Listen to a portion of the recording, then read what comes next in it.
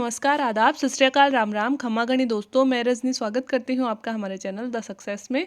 तो दोस्तों आज है 18 दिसंबर और आज का हमारा मेन आंसर राइटिंग का क्वेश्चन है संविधान की 6वीं अनुसूची के प्रमुख प्रावधान बताइए। जैसा कि मैं आपको कहती हूँ कि मैं हमेशा जो टॉपिक्स हैं वो करंट से रिलेट करने की ही कोशिश करूँगी कि जो भी करंट में मुद्दे चल रहे हैं उनसे ही हिस्ट्री ले लो, चाहे आप पॉलिटिकल ले लो, चाहे ज्योग्राफी ले लो। ज़्यादातर क्वेश्चन मेंस में और प्री में भी आपने देखा ही होगा, वैसे ही उठा लिए जाते हैं। जैसे कि ब्रिक्स का सम्मेलन हुआ है, ब्रिक्स चर्चा में है तो वो पूछ लिया जाएगा। G20 का अध्यक्षता अगले से अगले साल भारत करने वाला है, अगले साल, तो वो पूछ लिया जाता है ना। ऐसे क्वेश्चन जो अक्सर चर्चा में रहते हैं, मैं भी वैसे ही मतलब जो ज़्यादा बड़े मुद्दे हैं वही लाने की कोशिश करती हूँ। तो आज मैंने 6वीं अनुसूची क्यों ली है उसके पीछे का रीज़न मैं पहले बता देती हूँ, फिर मैंने ये क्वेश्चन क्यों बनाया है वो बता देती हूँ।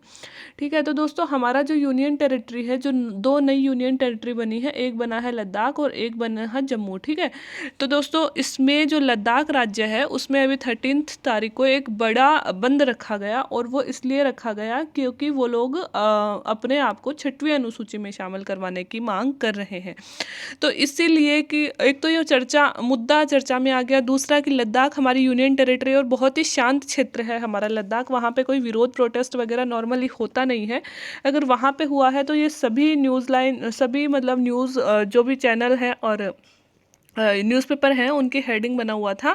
तो और बड़े बड़े जो विशेषज्ञ हैं उनके कई सारे मतलब जो आप देखोगे एडिटोरियल इस पे आए हैं, तो इसलिए हमने सोचा कि चलो एक बार ये क्वेश्चन, मतलब हमसे लद्दाख का डायरेक्ट तो नहीं पूछेंगे लेकिन हमसे 6वीं अनुसूची पूछी जा सकती है, जिसमें हम लद्दाख का रेफरेंस देके शुरू कर सकते हैं क्वेश्चन को। ठीक है, तो अब देखो थोड़ा सा हम मतलब उसकी चर्चा कर लेते हैं कि लद्दाख ने क्यों कर रहा है ऐसा डिमांड। क्योंकि देखो पहले तो लद्दाख जब यूनियन टेरिटरी बना था तो लद्दाख खुश था, है ना। लेकिन अब 2019 में बनाया गया था, लेकिन 2 साल हो गए हैं, लद्दाख से सिर्फ एक MP आता है। ठीक है, मेंबर ऑफ पार्लियामेंट सिर्फ एक आता है। ठीक है, अब लद्दाख के लोगों की डिमांड है, जैसे कि आपको पता है जम्मू में तो विधानसभा के गठन के लिए अभी डिलिमिटेशन चल रहा है, सीमांकन का कार्य चल रहा है, लेकिन लद्दाख को कोई विधानसभा भी नहीं मिली। ठीक है, राज्यसभा में भी कोई सीट नहीं है, मेंबर ऑफ पार्लियामेंट भी सिर्फ एक ही है। तो लद्दाख के डिमांड, मतलब लद्दाख को ऐसे लग रहा है कि जैसे कि यूनियन टेरिटरी बन के भी उसमें कोई बदलाव नहीं हुआ, ऊपर से उसका जो प्रतिनिधित्व था, है ना, वो पहले चलो जम्मू की विधानसभा में उनके सदस्य जाते थे, अब वो भी नहीं है, तो और कम और हो गया है, मतलब है ना, थोड़ा बहुत बढ़ने की उनको डिमांड थी, वो भी नहीं है।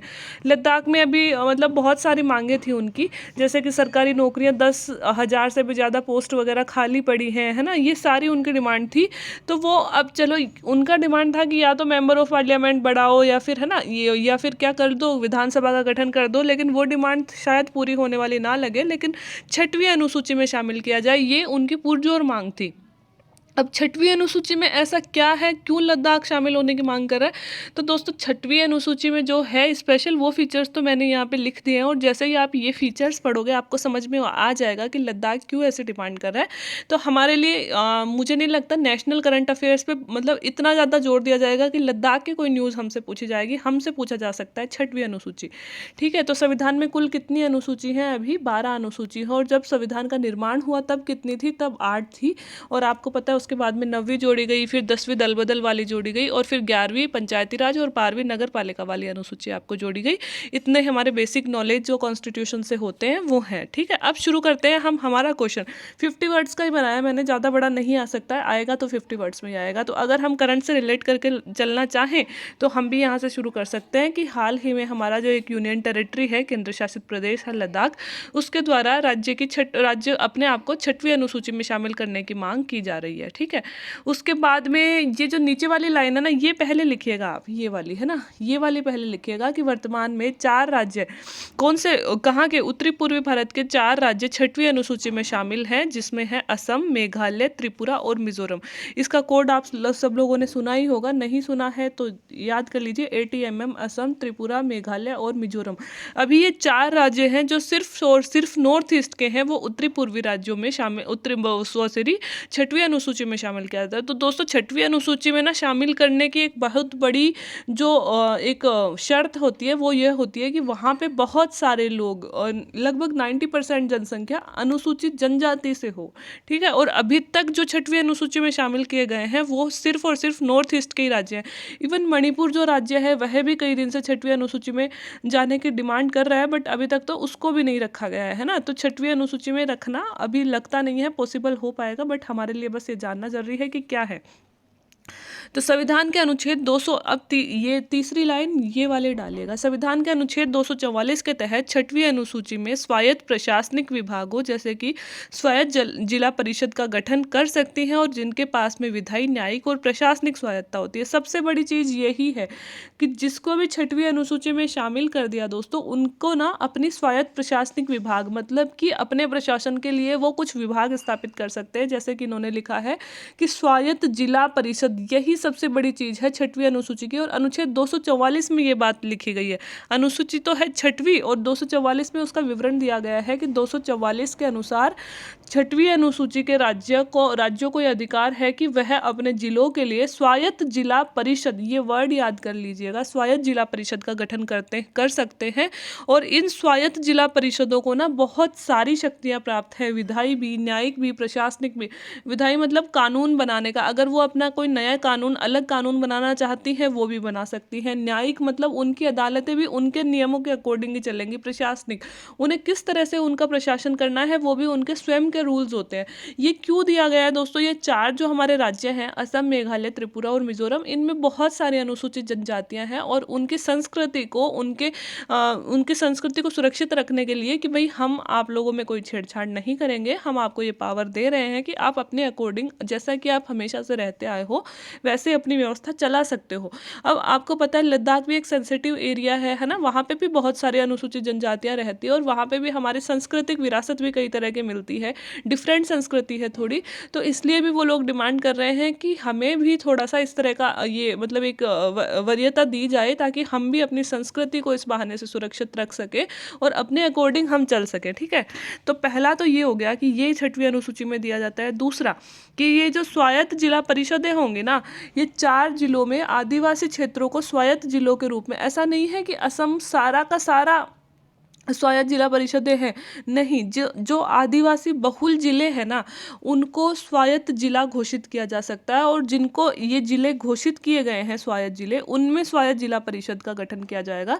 और इस स्वायत्त जिला परिषद में दोस्तों 30 मेंबर होते हैं। कितने मेंबर होते हैं? 30 मेंबर होते हैं। इस 30 मेंबर में 4 तो राष्ट्रपति राज्यपाल मनोनीत करता है। 4 तो कौन मनोनीत करता है? राज्यपाल। और बाकी जो 26 मेंबर है ना वो इनमें से ही मतलब मताधिकार के द्वारा, जैसे हम अपने एमएलए चुनते हैं ना, वैसे 26 जो सदस्य होते हैं ना इन प्रत्येक जिलों में, वो वोटिंग के द्वारा चुन के आते हैं, वयस्क मताधिकार के द्वारा। तो अब आप समझ गए होंगे कि लद्दाख क्या चाह रहा है। लद्दाख चाह रहा है कि उसके भी जिलों को स्वायत्त जिला वो घोषित कर दे। स्वायत्त जिला जब घोषित करेंगे तो 30-30 लोगों की प्रत्येक जिले में एक कमेटी होगी और उस कमेटी में 4 तो कौन चुन देगा? राज्यपाल चुन देगा और बाकी जो 26 मेंबर होंगे वो उनमें से चुन के आएंगे जो खुद हैं, और वो अपना प्रशासन खुद कर सकेंगे, है ना।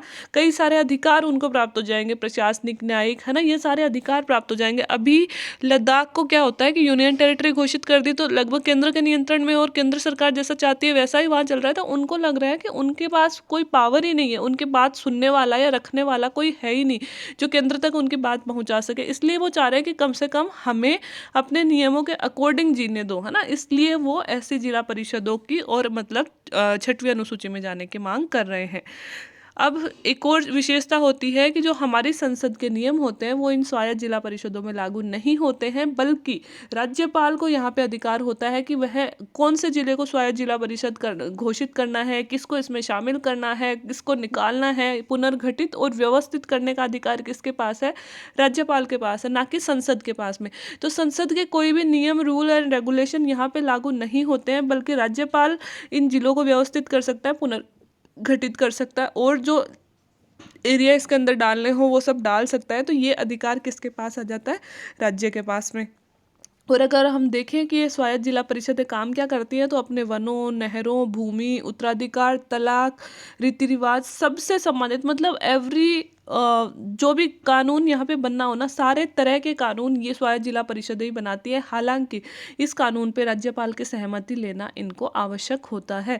तो आपको इनडायरेक्टली समझ में आ गया होगा कि स्वायत्त जिला परिषदें मतलब 6वीं अनुसूची में शामिल हो जाते हैं तो केंद्र का नियंत्रण खत्म हो जाएगा। इनकी खुद की मतलब जो वरीयता है वो ज़्यादा हो जाएगी, खुद अपने अकॉर्डिंग चल सकेंगे और राज्यपाल की भूमिका ज़्यादा इंपॉर्टेंट हो जाएगी, है ना। तो इस वजह से लद्दाख डिमांड कर रहा है कि उसको भी 6वीं अनुसूची में शामिल किया जाए। अभी तक भारत के सिर्फ और सिर्फ 4 ही राज्य 6वीं अनुसूची में शामिल हैं। कुछ लोगों के द्वारा बोला जा रहा है कि लद्दाख में बौद्ध और मुस्लिम प्रजाति बौद्ध और मुस्लिम धर्म के लोग ज़्यादा है, इतनी ज़्यादा अनुसूचित जनजातियाँ वहाँ पे नहीं हैं, तो उनको मतलब ये जो शर्तें हैं 6वीं अनुसूची में शामिल करने की, यह एक तरह से मतलब लद्दाख पे लागू नहीं होती है। दूसरा ये भी बोला गया है कि अभी तक सिर्फ 4 ही नॉर्थ ईस्ट के राज्य 6वीं अनुसूची में शामिल किए गए हैं, जो कि जनजातियों की दृष्टि से बहुत ज़्यादा सेंसिटिव है। तो अगर लद्दाख को शामिल कर लिया गया तो और भी कई यूनियन टेरिटरी हैं लाइक और मणिपुर जैसे राज्य भी हैं, वो भी डिमांड करने लगेंगे। तो कहीं ना कहीं सरकार नहीं चाहेगी कि 6वीं अनुसूची में शामिल किया जाए। वो तो वक्त ही बताएगा आगे क्या होता है। हमारे लिए यहाँ पे 6वीं अनुसूची के प्रावधान समझना बहुत ज़रूरी हो गया था। एक बार फिर से रिविज़न कर लेते हैं कि भारत के संविधान में कुल कितनी अनुसूचियाँ हैं? 12। 6वीं अनुसूची में अनुच्छेद कौन कौन से राज्य हैं? सबसे पहले ATMM, असम, त्रिपुरा, मेघालय और मिजोरम। ठीक है। 6वीं अनुसूची में संविधान के अनुच्छेद 244 के तहत राज्य, है ना, राज्यों में जिनमें भी जनजातियां ज़्यादा है उनको सबसे पहले तो स्वायत्त जिला घोषित कर सकते हैं। अब जिन जगह स्वायत्त जिला घोषित किया गया है उनमें स्वायत्त जिला परिषदें बनाई जा सकती हैं। इन स्वायत्त जिला परिषदों में 30 सदस्य होते हैं। ठीक है। 30 सदस्यों में 4 तो राष्ट्रपति राज्यपाल मनोनीत करता है और बाकी के 26 वोटिंग के द्वारा चुन के आते हैं। इसके अलावा राज्यपाल को ही किसको स्वायत्त जिला घोषित करना है, किसको निकालना है, किसको और जोड़ना है, वो सारे अधिकार राज्यपाल के पास ही होते हैं। ये स्वायत्त जिला परिषदें अपने एरिया के सारे जो शक्तियां हैं, विधायी, प्रशासनिक, न्यायिक, है ना, सारी शक्तियां अपने हाथ में रखती हैं। संसद के नियम यहाँ पे लागू नहीं होते हैं। ये अपने कानून बनाती हैं और राज्यपाल की सहमति के पश्चात वो कानून इन पर लागू हो जाते हैं। ठीक है। तो बताते बताते ही याद हो गया होगा। छोटा सा क्वेश्चन है दोस्तों, चलते फिरते एक टॉपिक क्लियर हो जाएगा। ऐसा ही कोई क्वेश्चन आता है तो हमें पता होता है कि 6वीं अनुसूची में ये 4 राज्य हैं। 4 राज्य तो सबको याद है ना। और ये भी पता है कि आदिवासी जिलों के लिए स्पेशल 6वीं अनुसूची बनाई गई है, बट अंदर क्या प्रावधान है ना, हम भूल जाते हैं। और करंट अगर हम पढ़ रहे हैं, करंट से रिलेटेड होते हैं, तो ये छोटी छोटी सी चीज़ें क्लियर हो जाती हैं। और कई बार हमारे मतलब 5 नंबर ऐसे के ऐसे आ जाते हैं और कई बार हाथ से छूट जाते हैं। तो मेरी कोशिश रहेगी कि कुछ ऐसे ही टॉपिक आपके सामने लाती रहूं। अगर वीडियो अच्छे लगते हैं तो आप लाइक कर सकते हैं, चैनल को सब्सक्राइब करके रख सकते हैं और वीडियो को अपने दोस्तों के साथ शेयर भी कर सकते हैं। बाकी वीडियो देखने के लिए थैंक यू सो मच।